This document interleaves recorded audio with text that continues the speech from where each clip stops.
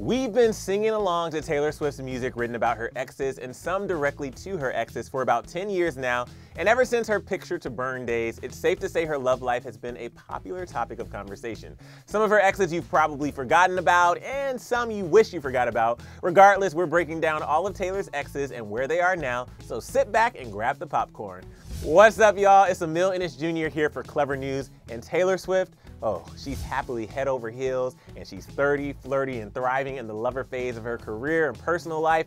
But I'm not gonna lie and say it wasn't quite a bumpy road to get here, but I mean, who am I to talk? However, sometimes we can't help but look back at how far we've come and ask ourselves, what was I thinking? Okay, I'm totally kidding, because we really have nothing bad to say about Joe Jonas other than the fact that he broke up with Taylor back in 2008 over a 27-second phone call. Yeah, she broke that little bit of info to Ellen DeGeneres years later. Oh, Joe, thankfully the two have since become friends and probably laugh about this interview to this day. As for Joe's whereabouts, he's a little busy reprising this one really successful boy band and is all happily married to Sophie Turner. I think he's doing well. Taylor then dated Lucas Till for a hot second in 2009. The two dated after he starred in Taylor's music video for You Belong With Me, but at the end of the day, the two were better as friends. Lucas can now be found on CBS's MacGyver and is still picking up small roles to this day. Taylor Lautner came next on Taylor Swift's dating timeline when the two dated in 2009 after co-starring together in the parody film Valentine's Day. I mean, who can forget about Back to December, where Taylor goes into detail about breaking up with Taylor Lautner and reminiscing on their relationship. Following his success in the Twilight saga, Taylor Lautner hasn't been seen in the spotlight lately. An agent revealed, it's not easy to move out of the shadow of a hit like Twilight, but he's still very young. There's time for Taylor to become more than just Jacob. Well, we'll happily wait on that. But John Mayer might be Taylor's most memorable boyfriend, all thanks to a little ballad called Dear John. The heartbreaking song revealed that John had allegedly taken her for granted and played games with her because she was so young. Then again, she was only 19 when he was 32, so we'll just leave it at that. But John reacted to the song in 2012 saying, "I'm pretty good at taking accountability now, and I never did anything to deserve that. It was a really lousy thing for her to do." The two also collaborated on John's single Half of My Heart, which is one of my faves to this day, but John is still making music and doing what he does best, so we're just gonna try to separate the BS as much as possible. Taylor then took a relationship public with Jake Gyllenhaal from 2010 to 2011 when they basically did nothing to hide their relationship. The two were constantly photographed together in New York and LA, but again, their 10-year age gap was rumored to be the cause of the breakup. Taylor went on to release All Too Well, which documents the infamous Sister Scarf reference, and also has a 10-minute version of the already 5-minute long song somewhere in the archives, and I'll wait for that till the day I say my farewells. Jake continues to act as he recently took on the villain in the box office hit Spider-Man Far From Home, and earlier this year, he was even seen on Broadway. Taylor wrote her whimsical song Enchanted about Owl City's Adam Young in 2011. Although the two never officially dated, there was a casual face-to-face meeting and some back-and-forth text combos exchanged. Nothing much else to see here, guys.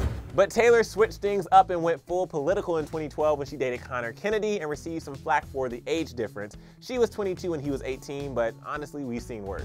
She even went as far as to purchase her Rhode Island home, likely due to spending so much time over there that summer. But thankfully, a few songs came out of this relationship, Begin Again and Starlight, which was actually inspired by Connor's grandparents, Robert and Ethel Kennedy, after she saw an old photo of them. Connor has made some very rare public appearances since dating Taylor, as he took some time away from the spotlight to study at Harvard. He was more recently spotted earlier this year with his new model girlfriend, Michaela.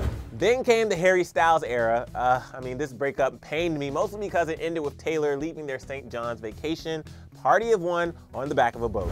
Although their relationship only lasted for less than 2 months in late 2012 and early 2013, the not-so-subtle hints at Harry were found in Tay's 1989 album. You know, Never Going Out of Style, Paper Airplanes, and 20 Stitches in the Hospital Room. Brings back memories, right? I don't really have to tell you where Harry is, because if you look at any top 100 playlist at the moment, his solo career is on fire, and his second solo album is the holiday gift that keeps on giving.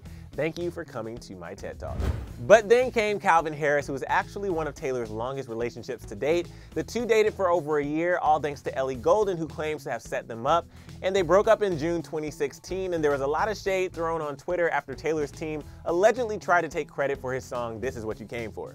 Calvin eventually apologized about his comments in GQ, saying the aftermath of the relationship was way more heavily publicized than the relationship itself.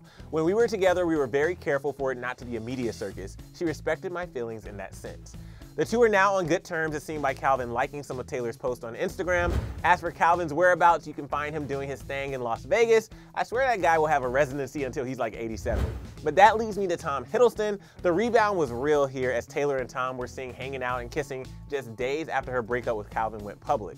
This is also where Tom's infamous and yet still mysterious I Heart TS t-shirt came into play during a massive 4th of July party at Taylor's Rhode Island home, and I still to this day wonder if it was some sort of dare. Regardless, the two were only together for 3 months, but we did get Getaway Car out of it, so I'd say it's a win. As for Tom, his Marvel career is still going strong as Loki in the Avengers franchise, and he's tacked on a few more movie roles since then. And finally comes a relationship that contains a blank space after the dash following the year 2017.